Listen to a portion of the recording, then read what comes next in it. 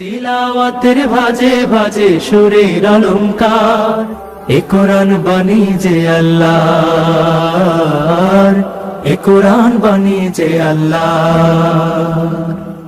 আসসালামু আলাইকুম ওরহমতুল্লাহি ওবরাকাতু। আসুন্না ফাউন্ডেশনের অনন্য আয়োজন সহজ সূত্রে কোরআন শিখির প্রথম পর্বে আপনাদেরকে স্বাগতম। কোরআন মহান আল্লাহর পক্ষ থেকে নাজিলকৃত মহা ঐশী গ্রন্থ। কোরআনের মধ্যে নিহিত আছে আমাদের মুক্তির দিশা।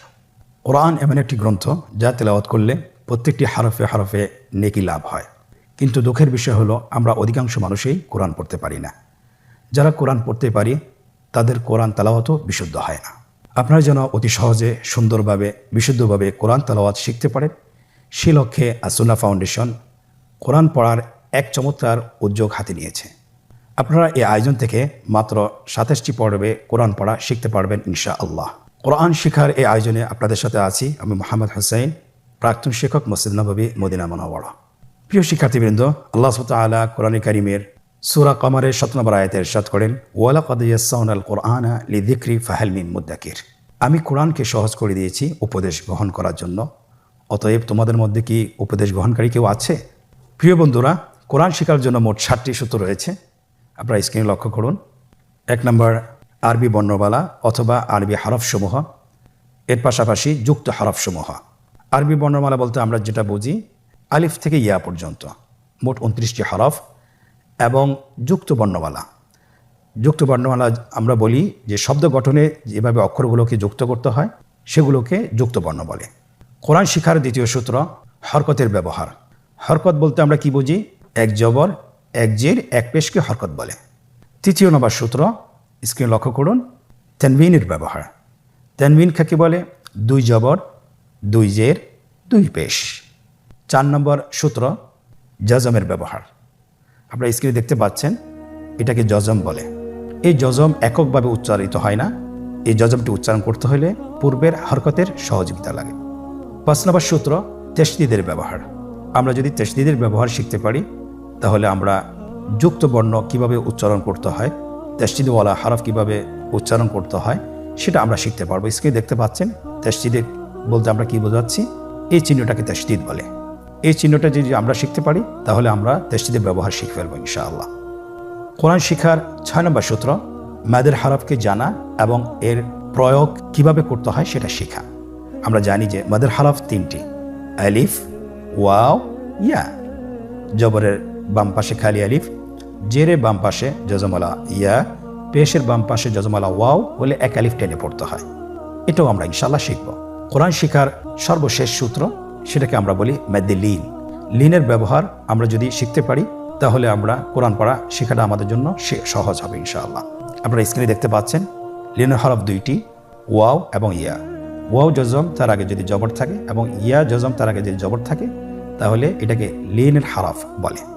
আলহামদুলিল্লাহ, আমরা কোরআন পড়া শেখার 7টি সূত্র আমরা দেখলাম এবং জানলাম। আমরা যদি এই 7টি সূত্র যদি আত্মস্থ করতে পারি, শিখতে পারি, জানতে পারি তাহলে ইনশাআল্লাহ কোরআনের যে কোনো শব্দ, যে কোনো আয়াত, যে কোনো বাক্য আমরা সহজেই বানান করে পড়তে পারবো। এবং বিশেষ করে আমরা যখন 27টি পাঠ শেষ করতে পারবো তখন ইনশাআল্লাহ আমরা পুরো কোরআন যে কোনো জায়গা থেকে আমরা বানান সহ এবং বানান ছাড়া পড়তে সক্ষম হব ইনশাআল্লাহ। চলুন আর দেরি না করে আমরা আমাদের আজকের প্রথম পাঠটি শুরু করি। সকলে আমার সাথে বলুন, রাব্বি জিদনি ইলমা, রাব্বি ইশরাহ লি সাদরি ওয়ায়াসসির লি আমরি ওয়াহলুল উকদাতাম মিন লিসানি ইয়াফকাহু কওলি।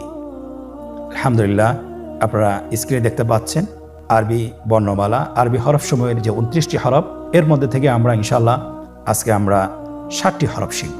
প্রত্যেকটি হরফ কিভাবে উচ্চারণ করতে হয়, কয় আলিফ টান রয়েছে, কি কি বৈশিষ্ট্য রয়েছে, এটা বিস্তারিত সহ আলোচনা করে আপনাদেরকে ইনশাআল্লাহ পড়াবো এবং হরফগুলো কিভাবে লিখতে হয় সেটাও আমরা আপনাদেরকে দেখাবো।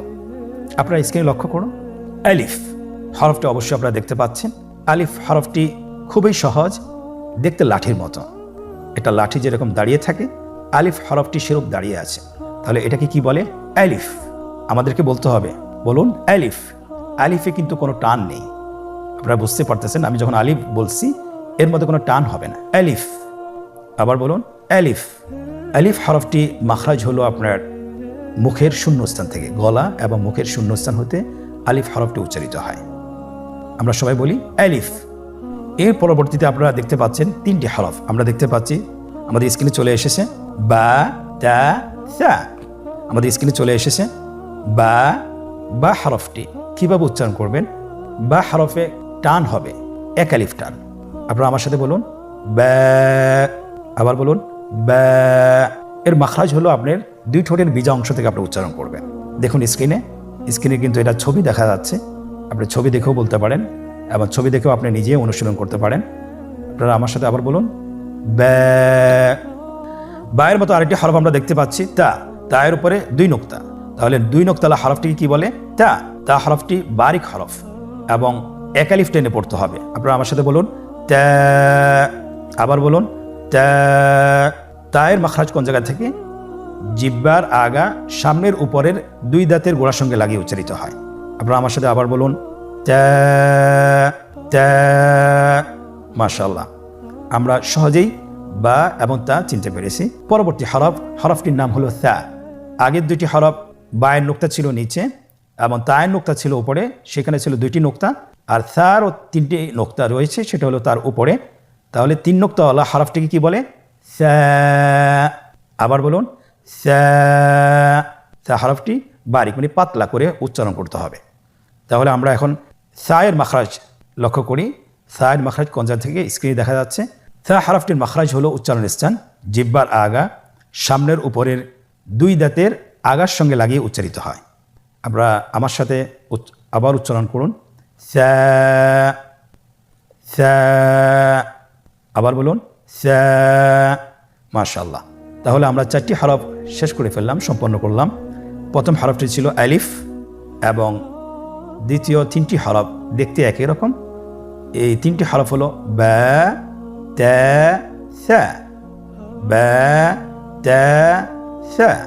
আলহামদুলিল্লাহ, অল্প সময় আমরা 4টি হরফ চিনতে পারলাম এবং শিখে ফেললাম। পরবর্তী আরও 3টি হরফ আপনারা স্ক্রিনে দেখতে পাচ্ছেন, স্ক্রিনে চলে এসেছে। প্রথম হরফটি হলো জিম, পরের হরফটি হা, পরের হরফটি খ। আপনারা আমার সাথে বলুন জিম, হা, খ। জিম হরফটি বারিক হরফ, এটা উচ্চারণ করতে হবে 3 আলিফ টেনে। দেখুন আমি কিভাবে উচ্চারণ করছি, আপনারা আমার সাথে করুন জিম। মাশাআল্লাহ, আবার বলুন জিম। আপনারা চেষ্টা করুন, হয়ে যাবে। এর মাখরাজ হলো জিহ্বার মধ্যখান, তার বরাবর উপরের তালুর সঙ্গে লাগিয়ে উচ্চারিত হয়। আপনারা পিকচারে ছবিতে দেখতে পাচ্ছেন যে জিহ্বার মধ্যখান তার বরাবর উপরে তালুর সঙ্গে লাগিয়ে উচ্চারণ করতে হয়। আপনারা জিহ্বার মধ্যখানটা লক্ষ্য করুন এবং তার বরাবর উপরে তালুর সঙ্গে লাগান, এরপর হরফটি উচ্চারণ করুন, দেখবেন হরফটি শুদ্ধভাবে উচ্চারিত হবে। আপনারা আমার সাথে বলুন জিম। আবার বলুন, দেখেন ঠোঁটের অবস্থান কীরূপ হবে, আপনারা একটু লক্ষ্য করুন জিম। আবার বলুন জিম। আলহামদুলিল্লাহ, তাহলে আমরা জিম হরফটি চিনতে পেরেছি এবং আমরা এর মাখরাজ জেনেছি। পরবর্তী হরফ আমরা যেটা শিখব সেটা হলো হা। হায়ের মধ্যে কোনো নোক্তা আমরা দেখতে পাচ্ছি না। হা হরফটি কিভাবে উচ্চারিত হবে? হা হরফটি উচ্চারিত হবে কণ্ঠনালীর মধ্যখান হতে। গলা চিপে ধরে আপনি উচ্চারণ করুন। আপনারা আমার সাথে বলুন হ্যাঁ। আবার বলুন হ্যাঁ। মাশাআল্লাহ। সেম আকৃতির আরেকটি হরফ, সেটা হলো খ। সে হরফটির নাম হলো খ। দেখতেই জিম হার মতোই, কিন্তু নোক্তার পার্থক্য রয়েছে। জিমের মধ্যে একটি নোক্তা রয়েছে, হার মধ্যে কোনো নোক্তা নেই এবং খয়ের উপরে একটি নোক্তা রয়েছে। আপনারা স্ক্রিনে দেখতে পাচ্ছেন। আমরা খ হরফটি উচ্চারণ করব। খ হরফটি হলো মোটা হরফ, উচ্চারণের ক্ষেত্রে মোটা হবে। ছবিতে দেখুন খ হরফটি কীভাবে উচ্চারণ করতে হবে। খ হরফটির মাখরাজ হলো কণ্ঠনালীর শেষ ভাগ হতে উচ্চারণ করতে হয়, কণ্ঠনালীর শেষ ভাগ। আপনারা আমার সাথে বলুন খ। আবার বলুন খ। মাশাআল্লাহ, আমরা 3টি একই আকৃতির হরফ শিখলাম, সেটা হলো জিম হ্যাঁ খ। জিম হ্যাঁ খ। আমরা শুরু থেকে আবার ধারাবাহিকভাবে আমরা পড়ব। আপনারা আমার সাথে পড়ুন। বলুন শুরু থেকেই। আলিফ বা তা ثا جيم حاء خاء আলহামদুলিল্লাহ। তাহলে আমরা ধারাবাহিকভাবে পড়লাম। আমরা এখন পিছন থেকে পড়ে আসব। আপনারা আমার সাথে বলুন। খ হা জিম সা তা বা আলিফ। আমরা এই হরফগুলো এখন গ্রুপ আকারে পড়ব। আপনারা আমার সাথে বলুন। আলিফ বা তা সা জিম হা খ। আবার বলুন। আলিফ বা তা সা জিম হা খ। আলহামদুলিল্লাহ, আমরা 7টি হরফ শিখলাম এবং চিনলাম। এখন আমরা দেখব এই 7টি হরফ কিভাবে লিখতে হয়। আপনারা স্ক্রিনে লক্ষ্য করুন। স্ক্রিনে দেখানো হচ্ছে কিভাবে হরফগুলো লিখতে হয়। আলিফ বা তা সা জিম হা খ।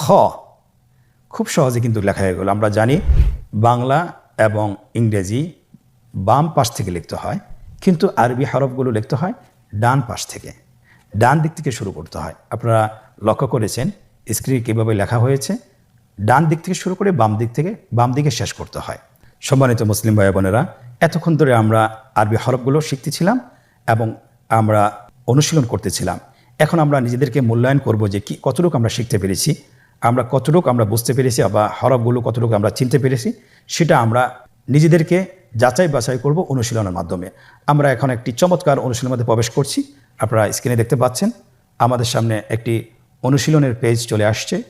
এখানে আমরা নিজেরা অনুশীলন করব এবং আমরা হরফগুলোকে ভালোভাবে আত্মস্থ করব। 1 নম্বর অনুশীলন, নিম্নোক্ত হরফগুলো সঠিক নামের জায়গায় লিখুন এবং পড়ুন। নিম্নোক্ত হরফগুলো সঠিক নামের জায়গায় লিখুন এবং পড়ুন। আমরা দেখতে পাচ্ছি এখানে 3টি রো দেওয়া আছে। প্রথম রোতে হরফগুলো দেওয়া আছে, দ্বিতীয় রোটি খালি রাখা হয়েছে এবং তৃতীয় রোটি এখানে হরফগুলোর নাম দেওয়া আছে। এখন আমাদেরকে যেটা করতে হবে, হরফগুলো সঠিক নামের জায়গায় বসাতে হবে। দেখুন কিভাবে হরফগুলো সঠিক নামের জায়গায় বসানো হচ্ছে। প্রথম হরফটি হা, দেখুন তার সঠিক নামের জায়গায় বসানো হয়েছে। দ্বিতীয় হরফটি তা, তার সঠিক নামের জায়গায় বসানো হয়েছে। তৃতীয় হরফটি খ, তার সঠিক নামের জায়গায় বসানো হয়েছে। এইভাবে সবগুলো হরফ তার সঠিক নামের জায়গায় বসিয়ে দেওয়া হচ্ছে। দ্বিতীয় অনুশীলন, রেখা টেনে হরফের সাথে নামের মিল করুন।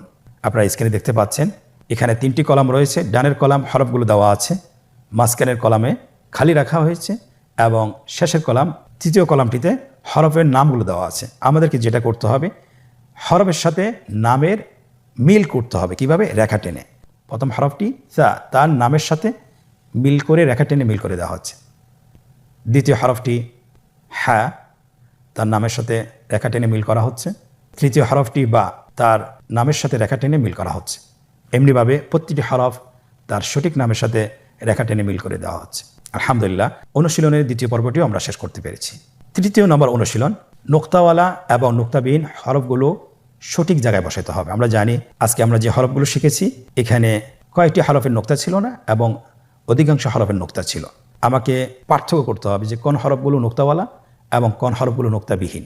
আপনারা দেখতে পাচ্ছেন এখানে আমরা লিখে দিয়েছি যে নোক্তাবিহীন হরফগুলোকে বসাতে হবে, পরবর্তী হলো নোক্তাওয়ালা হরফগুলোকে বসাতে হবে।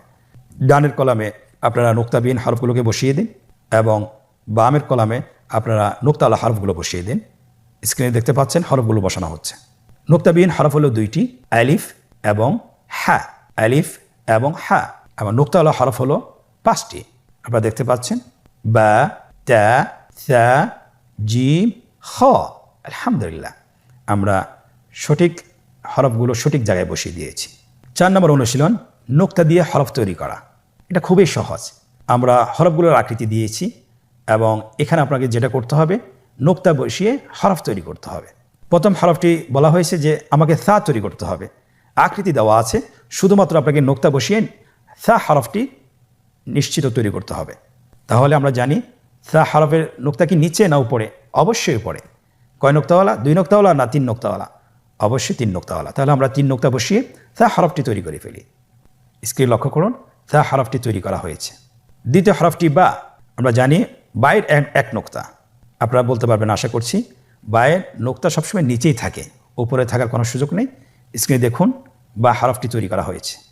তৃতীয় হরফটি হলো তা। কীভাবে আমরা তা তৈরি করব? তায়ের আকৃতি দেওয়া আছে, কিন্তু এখানে তায়ের যে আর বাকি অংশ সেটা দেওয়া নেই। আমরা জানি বাকি অংশটি হলো নোক্তা। তাহলে নোক্তা কি নিচে বসবে না উপরে? অবশ্যই উপরে বসবে। 2 নোক্তাওয়ালা না 3 নোক্তাওয়ালা? অবশ্যই 2 নোক্তাওয়ালা। স্ক্রিনে দেখুন তা হরফটি তৈরি করা হয়েছে 2 নোক্তা দিয়ে। চতুর্থ নম্বর হরফ খ। খ কীভাবে আমরা তৈরি করব? উপরের 1 নোক্তা দিলেই খ হরফটি তৈরি হয়ে যাবে, তৈরি করা হয়েছে। পরবর্তী হরফটি জিম। জিম আমরা কিভাবে তৈরি করব? অবশ্যই জিমের প্যাটের মধ্যে 1টি নোক্তা বসিয়ে দিলে জিম হয়ে গেল। আপনারা স্ক্রিনে দেখতে পেয়েছেন, আলহামদুলিল্লাহ। তাহলে আমাদের প্রশ্ন অনুসারে আমাদের হরফগুলো তৈরি করা হয়েছে। প্রিয় ভাইয়েরা, আপনারা এতক্ষণ ধরে যে ভিডিওটি দেখলেন, আপনারা যদি এটা বাসায় বারবার অনুশীলন করেন কমপক্ষে 10 থেকে 20 মিনিট, তাহলে ইনশাআল্লাহ হরফগুলো চিনতে এবং বলতে আপনাদের কোনো ভুল হবে না। আল্লাহ সুবহানাহু ওয়া তাআলা আমাদেরকে কোরআন কারীম খুব সহজে শিখার তৌফিক দান করুন, আমিন। আজকের পর্ব থেকে এখানেই বিদায় নিচ্ছি। পরবর্তী পর্বতে আবারও দেখা হবে ইনশাআল্লাহ। জাযাকুমুল্লাহ খায়র। আসসালামু আলাইকুম ওয়া রাহমাতুল্লাহি ওয়া বারাকাতুহু। আসুন্নাহ ফাউন্ডেশন, উম্মার স্বার্থে সুন্নাহর সাথে।